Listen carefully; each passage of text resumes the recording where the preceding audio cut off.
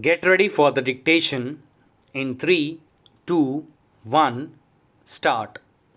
It is interesting to note that such claim was accepted by the assessing officer as a matter of fact, but he had expressed the opinion that the SSC was likely to generate some revenue in the subsequent years due to market potentiality of the softwares developed by it, and hence it has the nature and character of capital expenditure having enduring benefit. Stop. The factual backdrop of the cases in which the amount has been treated to be capital expenditure is different. Stop.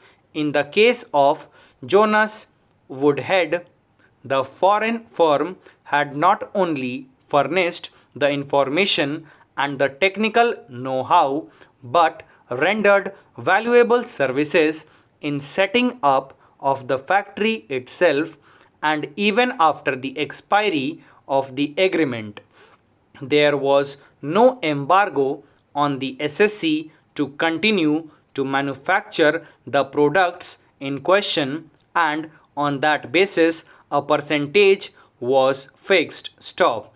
The present case is not one where one can say that there is exclusive right to use the patent or trademark of any foreign company, or there is payment of royalty on the gross turnover. Stop.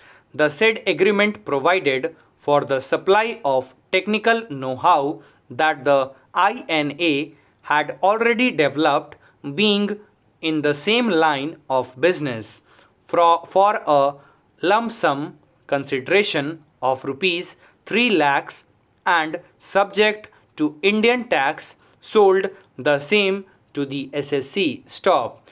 Clause 7 of the agreement postulated that the lump sum amount was to be paid in installments. Stop.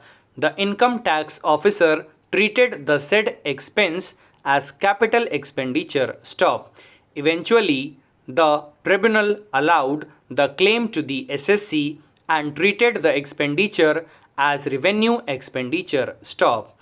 The division bench referred to the decision in Jonas Woodhead and came to hold that when the SSC was allowed to use the technical know-how even after the expiry of the period of the agreement, there is no doubt that the SSC had acquired the benefit of enduring nature. Stop. In our considered opinion, the facts in the said decision are quite different from those in the case at hand and hence distinguishable. Stop. In the present case, from the order passed by the CIT, it is noticeable that the said authority has taken note of the nature of business of the SSC and also appreciated the stand that the SSC was engaged in the business of development of software and marketing thereof, and hence there was no logic in the finding of the assessing officer that the softwares may not have long life in the following years, but some value should be assigned to them at the end of the year. Stop.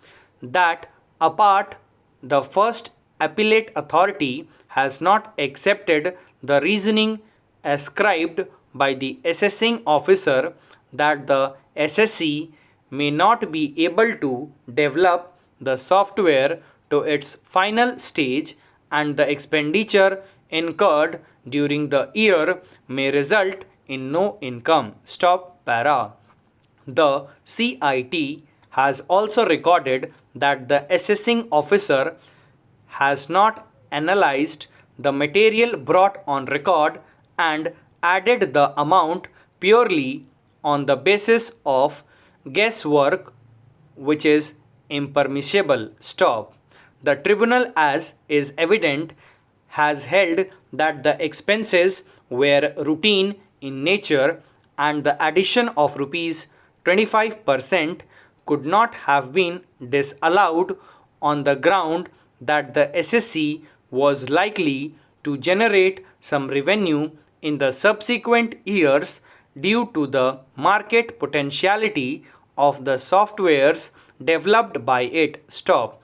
It is worth noting that the tribunal has opined that the very nature of the expenditure was revenue, and even if there is any advantage, it would be in the revenue field and not in the capital field. Stop. Thus, the conclusion arrived at by the tribunal cannot be said to be flawed in as much as there is no material on record that the expenditure was capital expenditure. Stop. Thank you.